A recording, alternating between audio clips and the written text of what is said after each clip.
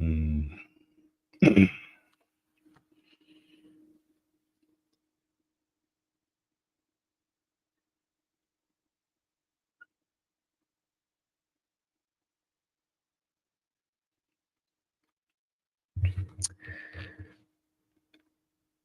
And they journeyed from Elim, and all the assembly of the children of Israel came to the wilderness of Sin, which is between Elim and Sinai, on the 15th day of the second month after their departure out of the land of Egypt.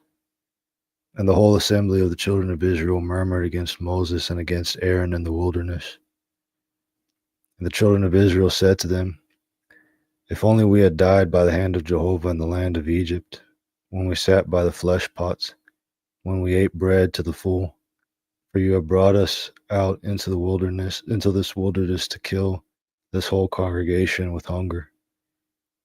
Then Jehovah said to Moses, I will now rain bread from heaven to you, and the people shall go out and gather a day's portion every day, that I may test them, whether or not they will walk in my law. And on the sixth day, when they prepare what they bring, it will be twice as much as they gather daily. So Moses and Aaron said to all the children of Israel in the evening, to all the children of Israel, in the evening you will know that Jehovah has brought you out from the land of Egypt. And in the morning you will see the glory of Jehovah, for he hears your murmurings against Jehovah. And what are we that you murmur against us? And Moses said, this you will see when Jehovah gives you flesh to eat in the evening, and bread to the full in the morning. For Jehovah hears your murmurings, which you murmur against him.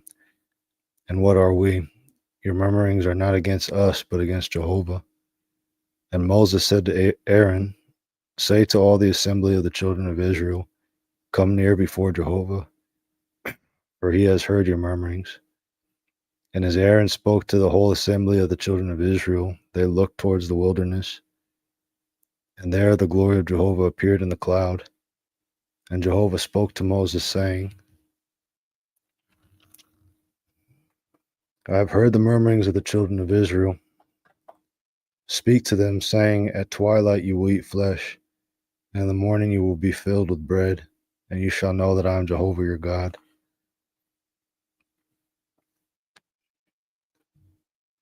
And at evening, quails came up and covered the camp, and in the morning there was a layer of dew around the camp. And when the layer of dew lifted, there upon the surface of the wilderness were fine round flakes, fine as the frost on the earth. And when the children of Israel saw it, they said to one another, what is it? For they did not know what it was.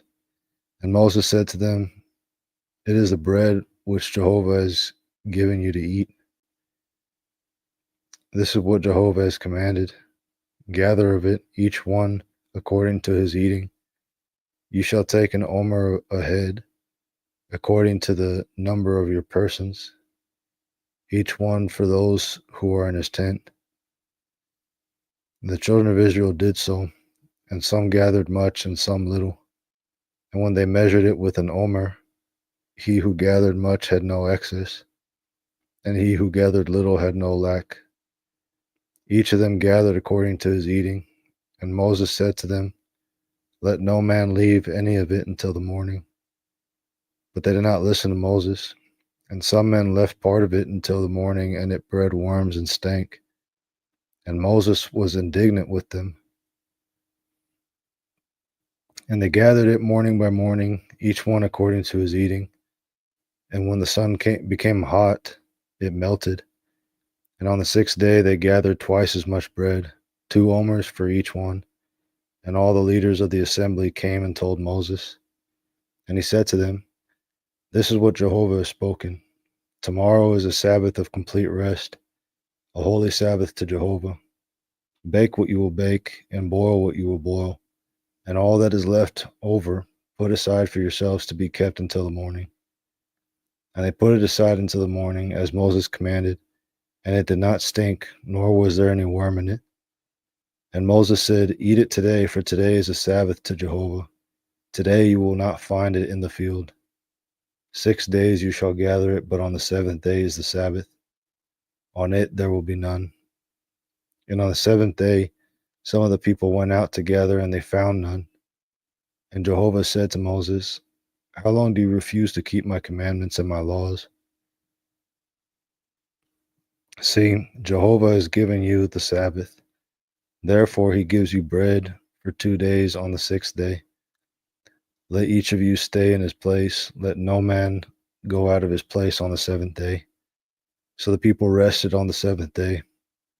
And the house of Israel called its name manna, and it was like coriander seed, white, and its taste was like wafers made with honey. And Moses said, This is what Jehovah has commanded. Let an omer full of it be kept throughout your generations, that they may see the bread which I fed you in the wilderness, when I brought you out from the land of Egypt. And Moses said to Aaron, Take a pot and put an omer full of manna in it, and place it before Jehovah, to be kept throughout your generations.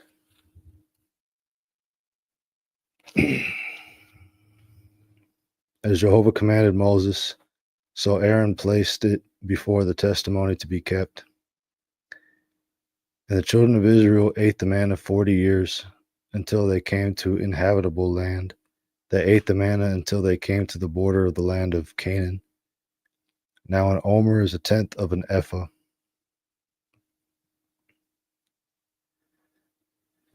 And all the assembly of the children of Israel journeyed from the wilderness of Sin by their stages, according to the command of Jehovah, and encamped in Rephidim. And there was no water for the people to drink. Therefore the people contended with Moses and said, Give us water that we may drink. And Moses said to them, Why are you contending with me? Why do you test Jehovah? So the people thirsted there for water, and the people murmured against Moses and said, For what reason did you bring us up out of Egypt, to kill us and our children and our livestock with thirst? So Moses cried out to Jehovah, saying, What shall I do with this people? A little more, and they will stone me.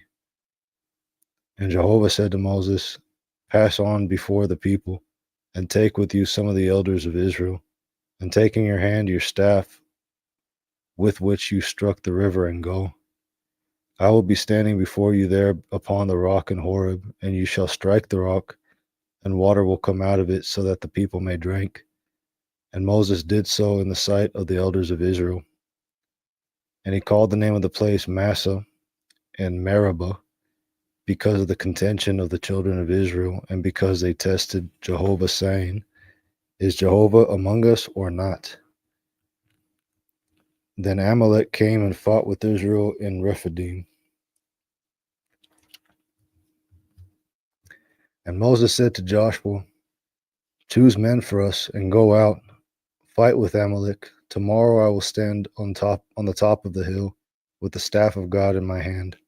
So Joshua did as Moses had said to him, and fought with Amalek. And Moses, Aaron, and Hur went up to the top of the hill. And when Moses lifted his hand up, Israel prevailed. And when he let his hand down, Amalek prevailed. But Moses' hands were heavy. So they took a stone and put it under him. And he sat on it. And Aaron and Hur supported his hands, one on one side and one on the other. So his hands were steady until the going down of the sun. And Joshua defeated Amalek and his people with the edge of the sword. And Jehovah said to Moses, Write this as a memorial in a book, and recite it to Joshua, that I will utterly blot out the memory of Amalek from under heaven. And Moses built an altar and called the name of it Jehovah Nissi. For he said, For there is a hand against the throne of Jah. Jehovah will have war with Amalek from generation to generation.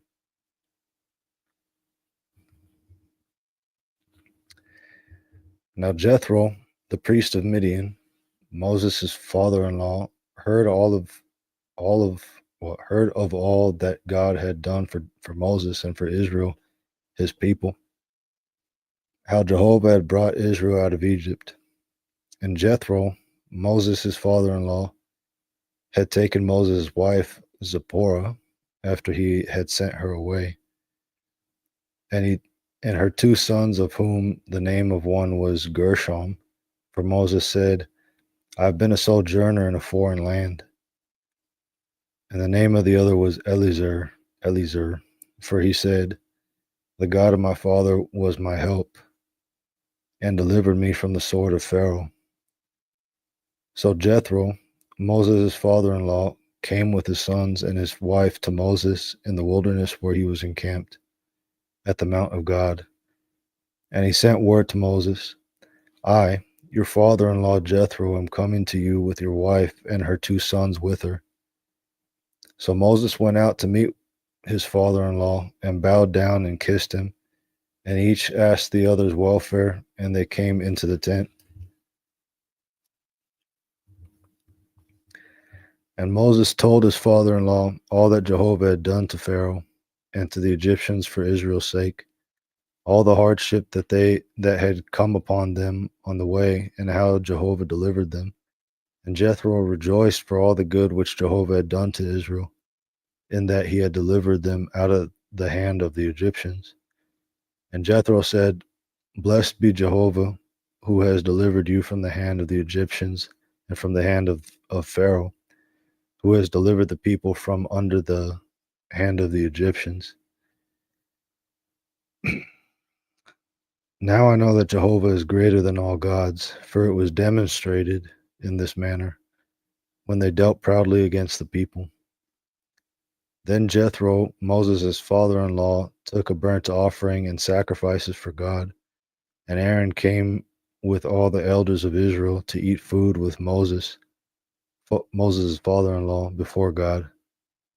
And on the following day, Moses sat to judge the people, and the people stood around Moses from the morning to the evening.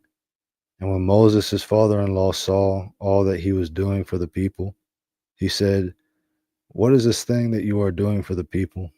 Why do you sit by yourself, and all the people stand around you from morning to evening?